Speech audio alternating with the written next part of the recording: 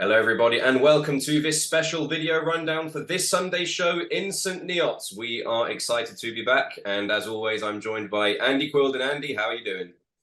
I'm doing great. We've been busy, haven't we, these last couple of weeks? I think. How are you doing, Gio? Because you disappeared from our commentary desk, didn't you?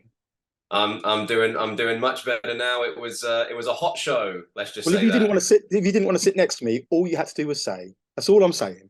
But No, uh, I but was yeah, traumatized by the re-emergence of Lord Gideon Grey. All right, that's all I'm gonna I say mean, about that it. can do it to anyone, can't it? But yeah, we're in the midst of a roller coaster right now as we're going full steam ahead into the Epic Encounter. I'm wearing an old Epic Encounter t-shirt right here, but the Epic Encounter 2023. And I can't wait for that event. And there's going to be ramifications, I'm sure, coming out of this Sunday's event in St. Neots in regards to that. And of course, we're all looking ahead to the 26th of August, our biggest show ever, live from a Copper Box Arena, our 11-year anniversary show. So it's just certainly an exciting time to be a part of Revolution Pro Wrestling. And we talk time and time again, Gio, about when there's that big York Hall show upcoming, there almost seems to be more testosterone in the air. Like everyone's in that fight mentality. There's often chaos that ensues. And I think that with York Hall and the Copper Box on the horizon, it's only going to be times by 100, and we're in line for some crazy times ahead. Absolutely, we're reaching fever pitch, quite literally, as all roads lead to York Hall and the Copper Box. So let's run down this Sunday show. Let's just jump into it. Now, let's talk about someone who has been building a lot of momentum as late, suffered a bit of a setback in Stevenage as he lost to Lance Archer. But of course, Lance Archer is such an imposing, incredible opponent. But he'll be looking to bounce back. And the poor soul who'll be on the victim of his rage, that's Connor Mills going one-on-one with Gale. Yeah, well, I think both men are coming off. Sorry, disappointing results in Stevenage. I think that you could make an argument that both men have been in fine form in 2023. Of course, it was Gale who eliminated Zack Sabre Jr. from the Revolution Rumble, also picking up other high-profile eliminations in that contest, including Francesco Akira. So Gale's proven to be very much a real deal since parting from Callum Newman. But I feel really, and we'll get back into Mills in a second, but I feel in regards to Gale, after he eliminated Zack Sabre Jr., Zack gave him quite the beatdown, and as a result, JJ was very keen to get some revenge on Zack Sabre Jr. But of course, Zack has elected to compete against Jordan Breaks at the 2023 Epic Encounter, seemingly infuriating JJ Gale further. JJ Gale feeling it's a sign of ultimate disrespect. And you can't deny the fact that Zack Sabre Jr. is in JJ Gale's head. We saw him lose to his former tag team partner, Callum Newman, after going for an arm breaker, an arm bar. We saw him lose to Jordan Breaks after missing a PK. He's got Zack Sabre Jr. on the mind, big style. And one thing you want to do when you go up against someone with Connor Mills, you need to be focusing directly on your opponent, because you say Connor Mills lost to Lance Archer, but you can give the assist to Robbie X. So I think Connor Mills, he fared a lot better than many people thought he would. Let's not forget, he's a cruiserweight going up against a heavyweight, but not just any heavyweight, a big heavyweight. And Lance Archer's a man who steams through competition, so much so that AEW started feeding him two guys at one time. And I feel that the fact that Connor Mills was able to change up his strategy, he went to the leg kicks, he was able to neutralize Lance Archer for such a long period of time. I think that's a credit to Connor Mills, who could have been eaten up by Lance Archer. And I think an old Connor Mills may very well have been eaten up by Lance Archer. But this is a different Connor Mills. This is a completely different mindset. He brought the fight to Lance Archer. And if it wasn't for Robbie X, I think he could have caused a big upset, what would have sent shockwaves around the wrestling world. So look, both men going to be looking to get back on track. Both men determined. Connor Mills so dangerous, and you just can't write off JJ Gale. I think stylistically it's going to be an excellent contest. We've seen them face off before. It really feels like another lifetime ago they fought off with each other, because both men have progressed so much since that time. And I'm excited for this contest. It's an excellent professional wrestling match on paper, and I'm sure in execution it's going to be the same. Absolutely. If you look at those two men a year ago to now, it's like you said, it's like looking at two completely different wrestlers, and one that guarantees an absolutely incredible wrestling match. Moving up the card, we also have the undisputed British Tag Team Champions, the Greedy Souls, taking on Lycos Gym in a non-title encounter.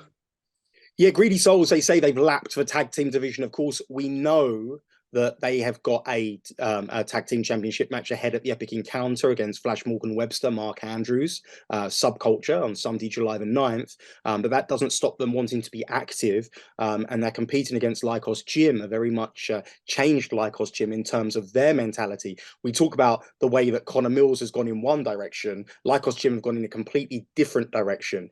And it's for the benefit of both of them. In terms of Mills, obviously, he's found great success with his new pronounced mean streak. But Lycos Gym, I've championed them for a long time, and I've said, listen, if they forgot about the shenanigans, if they forgot about always trying to take the shortcut, if you will, then they'd have a real chance. And they've proven that, and they've done so well this year. Of course, last time we saw them, they picked up a great win against CPF. They're going to look to do the same against Greedy Souls. And if they do that, they bring themselves into the equation when we're talking about that undisputed British Tag Team Championships. And again, as we've said, we're not just looking at the Epic Encounter. We're looking ahead to the 11th year anniversary show at the Copper Box. We're looking further beyond to the Great British Tag League. You know, it's an exciting time to be in the tag team division in Revolution Pro Wrestling. The Greedy Souls, they say they've wiped out all the competition.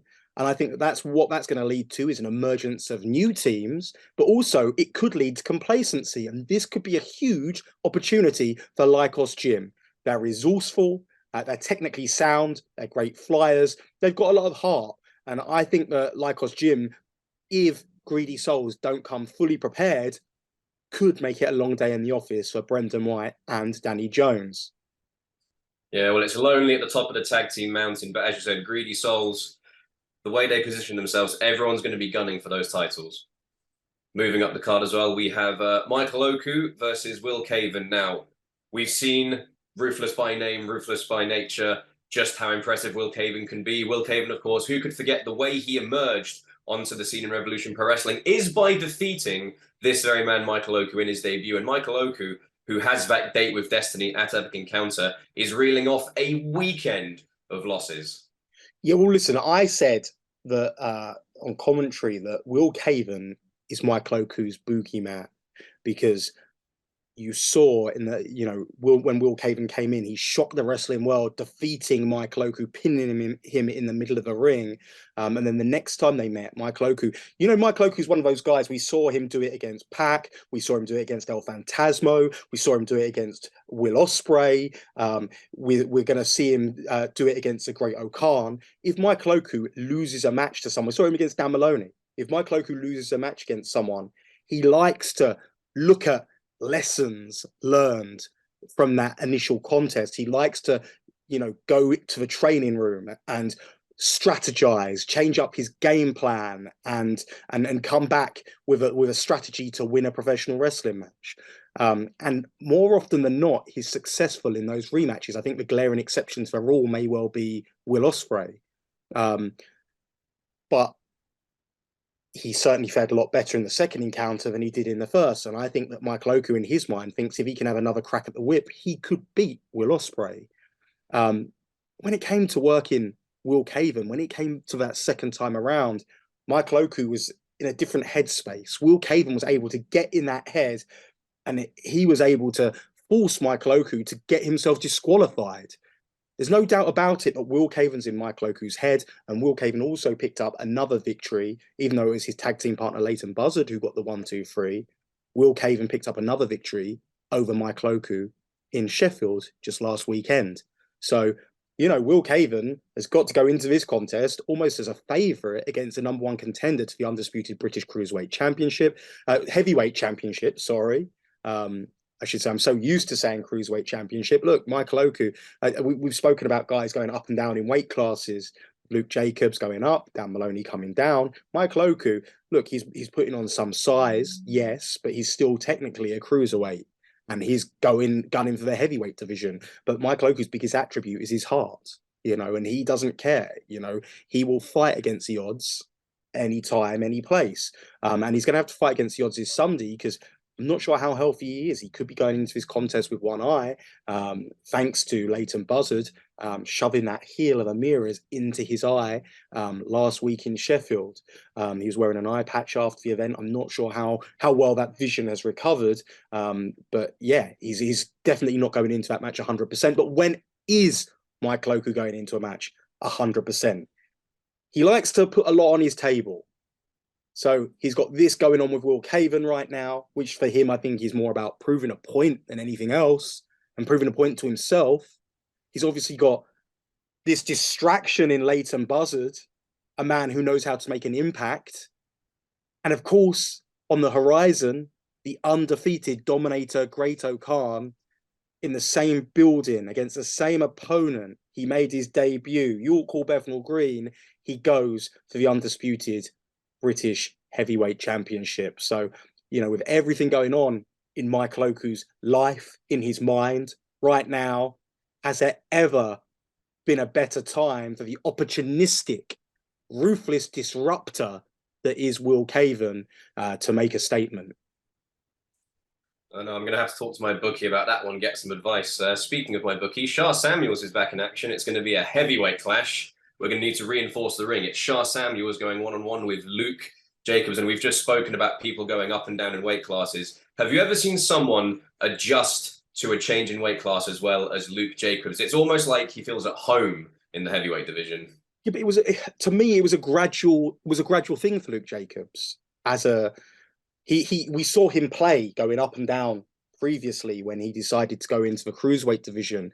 He found that power was so much more effective against the cruiserweights, but really he's done it the right way. He's done it gradually, and that gradual transition has led to him being so successful. He is a hard hitter.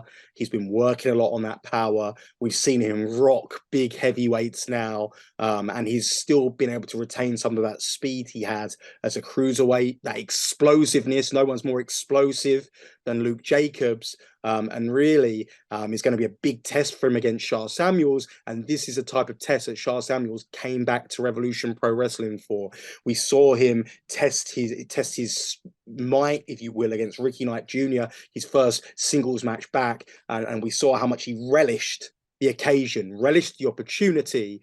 And it was a fantastic heavyweight match. And Shah Samuels shows he hasn't missed a step in the slightest. And really, it's a pick-em match between Luke Jacobs and Shah Samuels. High-tier heavyweight professional wrestling.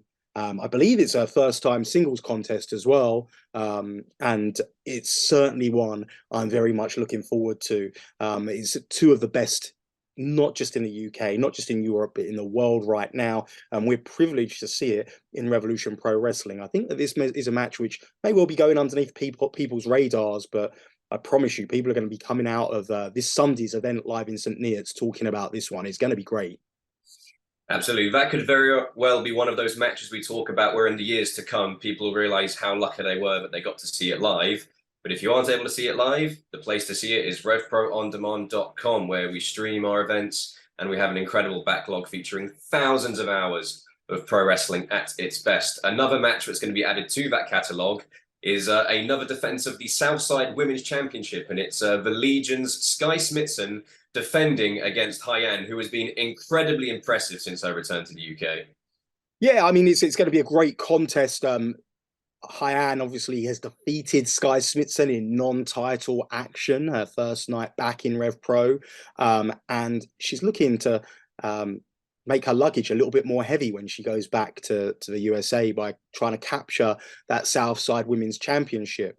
And I think in her mind, she'd love to unify the Southside Women's Championship and the British Women's Championship to have that unified, undisputed Women's Championship. So there's no denying We know that it's very competitive. We've seen Alex Windsor, you know, she's on the brink of being cleared to return to the ring. We've seen Danny Luna, we've seen Sky Smithson. You know, it's a very, very competitive time in the women's division. And this Sunday's contest will go a long way in that pecking order, so to speak. But listen, Sky Smithson's a dangerous opponent. She's not going to want to be she's not going to want to be beaten twice by Hyan at all, and she's going to want to hang on to the claim of being the Southside Women's Champion. She is very vocal about the fact she believes she's the real women's champion in Revolution Pro Wrestling. She believes she's active. She gets offended by the fact that, you know, she's not, like, for example, last weekend when Hyan was announced to wrestle Rain Leverkusen, Sky Smithson was offended that she was not on that card.